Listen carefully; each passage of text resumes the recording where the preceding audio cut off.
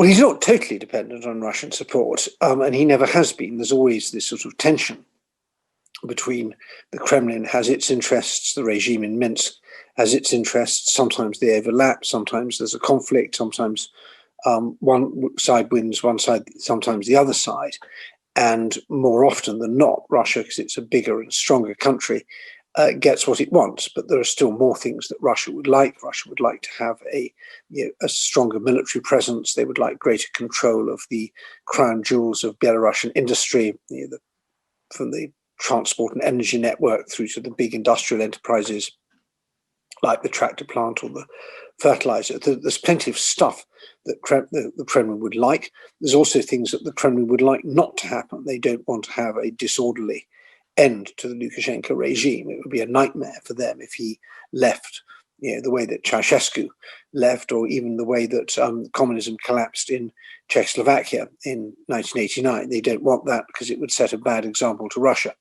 So the Kremlin has to negotiate between, on the one hand, they don't want to see Lukașenka fall. On the other hand, they can't put too much pressure on him. I think there's a real dilemma for Putin, which is that if at the moment, these protests do not have a strong anti-Russian character. This is not like Maidan, where people were saying we're against Yanukovych because Yanukovych is Putin's puppet.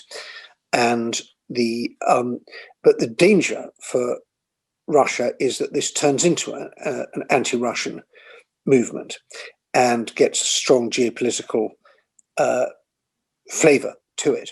And that would be a disaster. They've already lost Ukraine, they've lost Central Asia, they've lost the Caucasus largely. They don't want to lose Belarus as well. And so a forced Anschluss now against public wishes would risk crystallizing the latent anti-Russian or anti-Kremlin sentiment in Belarus and make things worse. Western attention is quite distracted. We have the pandemic, we have serious problems with our economies, there's worries about China. Belarus is just one item, and I'm very glad to see the German leadership taking Belarus so seriously.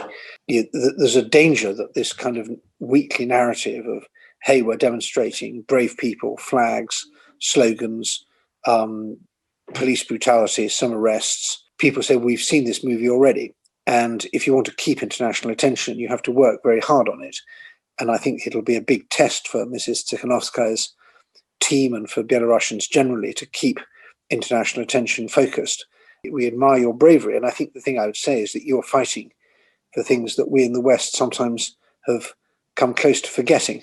And it's very inspiring and refreshing for people who are fighting for justice and democracy and human rights in other countries to see the sacrifices that people in Belarus are prepared to make on behalf of that cause.